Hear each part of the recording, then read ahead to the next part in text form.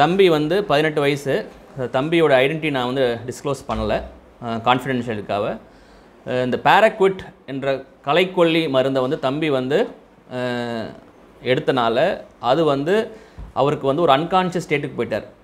ஒரு அன்கான்ஷியஸ் ஸ்டேட்டுக்கு போயிட்டு ஒரு வாமிட்டிங் அந்த மாதிரி இருந்தார். ஸோ இந்த பேராக்விட் என்ற பாய்சனிங் களைக்கொல்லிக்கு வந்து வேறு எந்த ஒரு ஆன்டிடோட்னு சொல்லுவோம். ஆன்டிடோட்னா விஷமுறிவு. இப்போ பாம்பு கடி அந்த மாதிரி பண்ணாக்கா அதுக்கு விஷமுறிவு உண்டு. ஆனால் இந்த பாய்சன் பொறுத்த வரைக்கும் இதுக்கு வந்து ஆன்டிடோட்டே கிடையாது. இது வந்து 100% வந்து நம்மளுக்கு பேராக்விட் பாய்சன் எடுத்தவங்களுக்கு உயிர் வந்து பறிச்சிடும். சரியான நேரத்தில் அந்த கோல்டன் ஹவர்னு சொல்லுவோம். அந்த கோல்டன் ஹவரில் ஏர்லி ஸ்டேஜில் வந்தனால நம்ம வந்து இந்த ஸ்டீராய்டு இன்ஜெக்ஷன்ஸுன்ற இன்ஜெக்ஷன்ஸை போட்டுட்டு அதுக்கப்புறம் ஈமோபெர்ஃபிஷன் இந்த டயாலிசிஸ் ஃபெசிலிட்டி நம்ம மருத்துவமனையில் திருவாரூரில் இங்கே இருக்கிறனால தம்பியோட உயிரை வந்து நம்ம காப்பாற்றிருக்கோம். இந்த பேராக்விட் இந்த ஹெர்பிசைட் இந்த பாய்சன் வந்து என்ன பண்ணுன்னா 3 உறுப்பை வந்து தாக்கும். குறிப்பாக வந்து கல்லீரல், அதுக்கப்புறம் சிறுநீரகம், லிவரும் கிட்னியும் டேமேஜ் ஆகும்.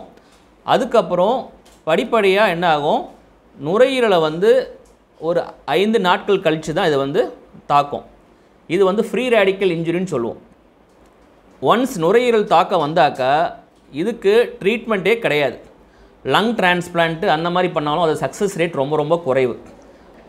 தம்பி வந்து ஏர்லியராக அட்மிட் ஆனனால நம்ம வந்து இந்த ஹீமோ டயாலிசிஸ் ஈமோபெர்ஃபிஷன் என்றக்கூடிய அதிநவீன டயாலிசிஸ் ஃபெசிலிட்டியும் ப்ளஸ் நம்ம மருத்துவமனையில் 24/7 ஐசியூ ஸ்பெஷலிஸ்ட் இருக்கிறனால அதிநவீன சிகிச்சை அந்த கோல்டன் ஹவர்னு சொல்லக்கூடிய உரிய நேரத்தில் பண்ணனால இவரோட உயிரை வந்து இப்போ காப்பாற்றி துளிர் மருத்துவமனை வந்து இவருக்கு ஒரு மறுஜன்மம் கொடுத்துருக்கு.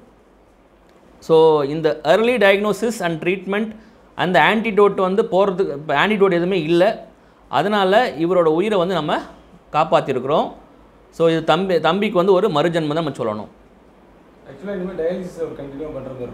இல்லைங்க, இது வந்து இப்போ இது வந்து ஒரு அக்யூட் கிட்னி இன்ஜுரி அந்த மாதிரி சொல்லுவோம்.